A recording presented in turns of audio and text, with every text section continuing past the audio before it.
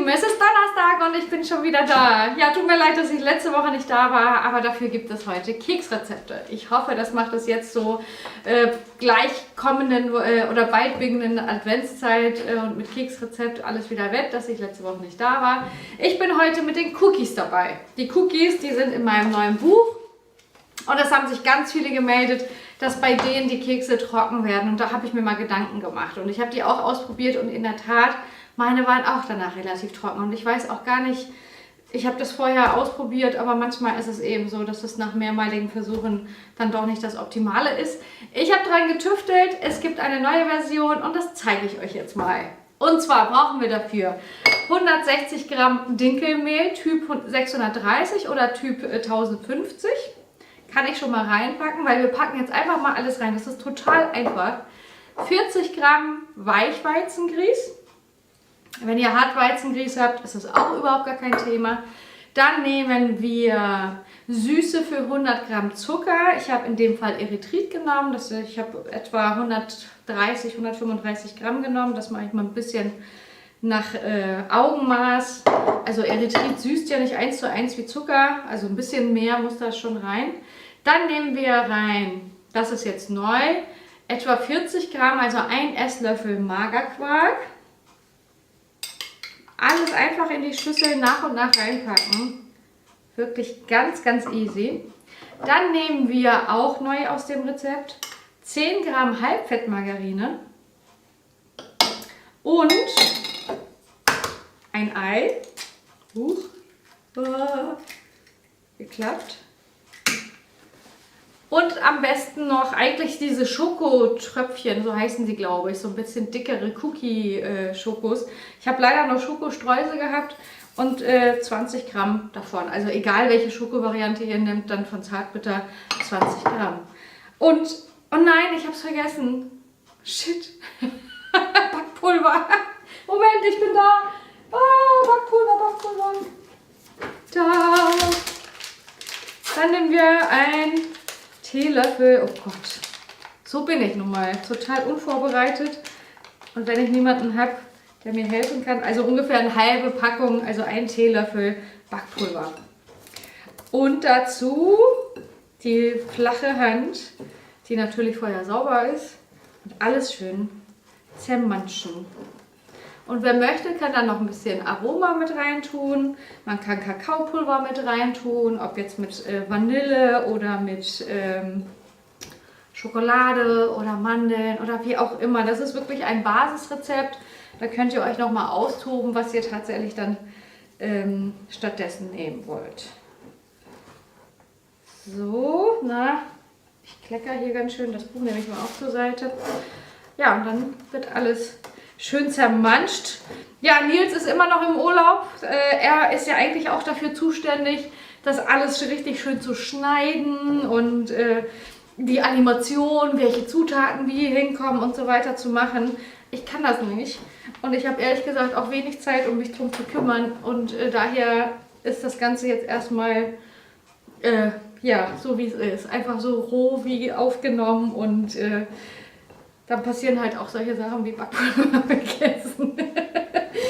Naja, das macht es vielleicht noch mal ein bisschen menschlicher oder so, rede ich mir mal ein. So, ich nehme mal das Ganze mal hier auf die Arbeitsfläche, das geht mir doch hier besser. So, dann, es ist wie so ein Mürbeteig. Kennt ihr bestimmt auch, ein Keksteig ist eh immer ein bisschen fester als so ein Brotteig oder ein Kuchenteig. Und einfach mal zusehen, dass wir alles richtig schön vermengt haben, dass das alles rund ist, also wirklich keine Klümpchen mehr drin sind, dass das einfach überall gleich aussieht, der Teig. Dass wir halt wissen, Backpulver ist überall dran, die Süße ist überall dran, die Schokolade ist überall gut verteilt. So. Im Grunde sieht es jetzt schon ganz gut aus. Und jetzt gibt es Varianten. Entweder können wir jetzt daraus mit dem Esslöffel ganz viele auf dem Blech verteilen und die glatt machen. Oder ich mache jetzt mal die einfachste, wirklich für mich die aller einfachste Variante. Ich mache eine Rolle draus. Ungefähr so 4 cm dick.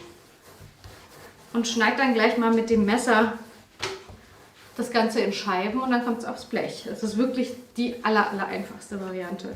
So ungefähr so. Ist natürlich nicht ganz so optimal, dass die überall gleich groß sind. Aber es geht total schnell. So. Ich bin sofort da.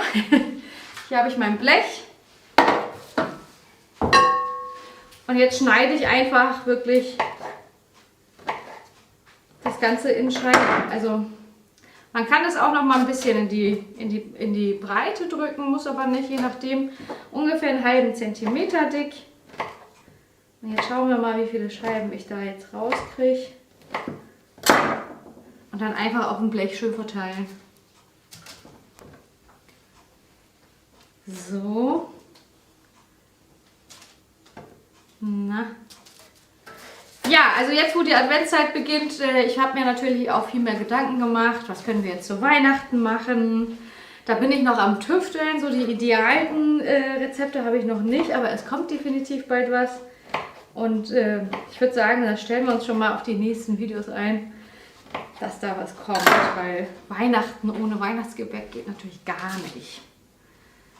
Aber Kekse backen ohne Fett und Zucker, das ist so schwierig. Das ist wirklich so schwierig. Das ist wirklich neben dem Brot. Brot ist auch sehr schwierig, das so kalorienarm und gesund hinzubekommen, die Konsistenz gut hinzukriegen.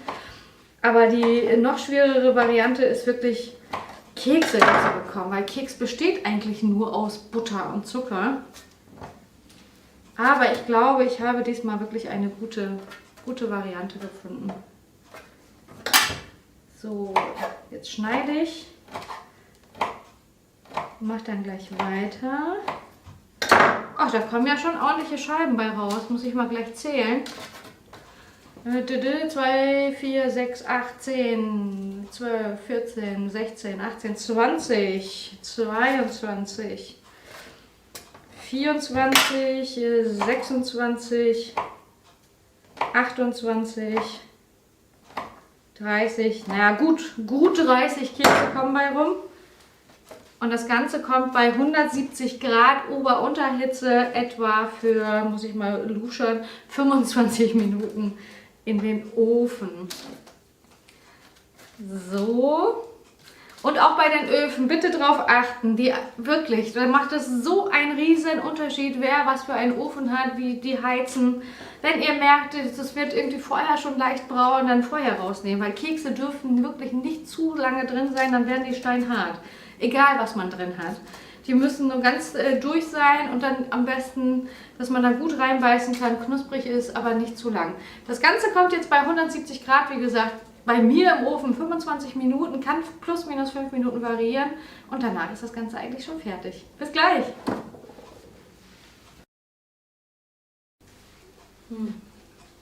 So, Entschuldigung, mit vollem Mund redet man nicht.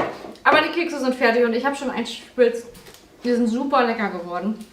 Es duftet hier richtig schön nach Keks und Keksbäckerei. Ich habe genau 25 Minuten gebraucht bei mir im Ofen. Ihr müsst mal selber sehen, wie es bei euch ist.